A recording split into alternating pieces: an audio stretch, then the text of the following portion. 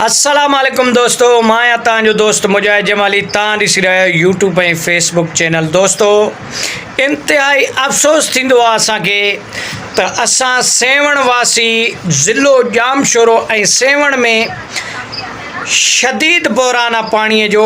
पाणी असां वटि मिले नथो। मां ॿाहिरि निकिरंदो आहे, नंढड़ा ॿार मर्द पोढ़ा सॼो ॾींहुं वीचारा पाणी भरण जे पोयां लॻा पिया हूंदा आहिनि। मज़ूरियूं कमकार छॾे पाणी जे पोयां आहिनि। असांखे अफ़सोस आहे इंतिहाई त असांजो सेवण शहर दरियाह सिंध जे कपर ते आहे, माना वेझे आहे, बिल्कुलु पासे में आहे। उन जे बावजूद बि असां सेवण वासी उञ था मरूं, पाणी असांखे कोन थो मिले।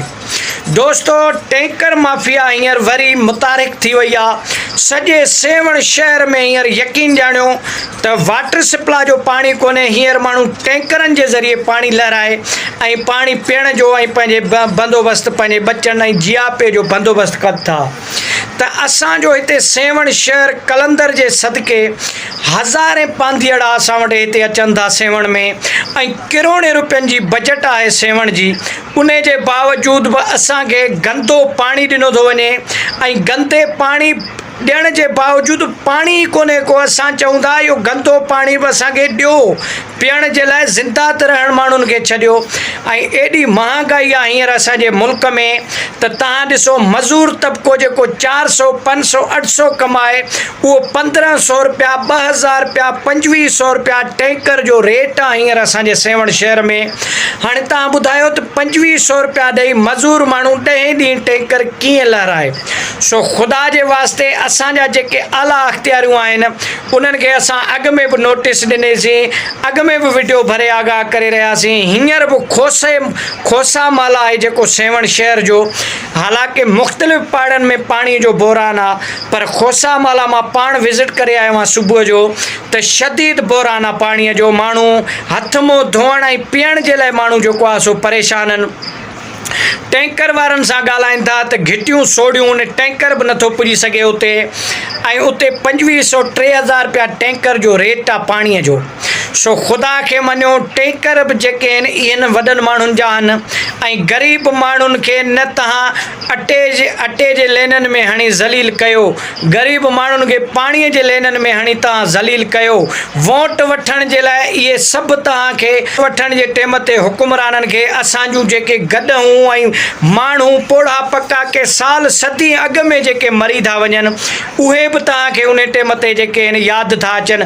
उन्हनि जे फातिह जे लाइ, उन्हनि जे उज़र ख़ानीअ जे लाइ बि अचो था। तव्हां असांखां वोट वठी 5 सालनि में हिकिड़ो ॾींहुं तव्हां जेको असांखे ॿुधायो त असांजा जेके हुकुमरान ऐं चूंडियल तबिको आहे असांजे सार संभाल जॾहिं अचे थो ऐं असांखां पुछा ॻाछा करे थो, दादा तव्हां वोटर आहियो असांजा, तव्हां सां कहिड़ी परेशानी आहे। हिकिड़ो ॾींहुं बि तव्हां 5 सालनि में ज़ाहिर न आहियो। 5 सालनि खां पोइ जॾहिं वोट पंहिंजे लालच लाइ जॾहिं तव्हांजो वक़्तु अचे थो त पोइ तव्हां अची दर बि खड़कायो था, ॿाहूं बि ॿधो था, ऐं तव्हां वोटनि जे लाइ बि अपील कयो था। दोस्तो, असांजो हे मुल्क जेको आहे इन जो निज़ाम इंतिहाई करप्ट थी चुको आहे, ऐं इन निज़ाम मां असांखे हिकिड़ो टके बराबरि बि उमेद न आहे जो इहो निज़ाम असांखे को अदल ऐं इंसाफ़ ऐं असांजे हक़ूक़ जे बारे में को असांखे हक़ ॾेई सघंदो। इमरान ख़ान अचे, शहबाज शरीफ़ अचे, ज़रदारी अचे, चाहे कंहिंखे बि तव्हां विहारियो हिन पाकिस्तान जे तख़्त ते, असांजे पाकिस्तान जो निज़ाम एॾो बदबूदार थी वियो आहे, हिते कहिड़ो माण्हू बि ईंदो डिलीवर न करे सघंदो। हिन निज़ाम खे ॿोरीअ में विझी ऐं लोढ़ण जी ज़रूरत आहे। असांजो एॾो माशरो करप्ट थी चुको आहे।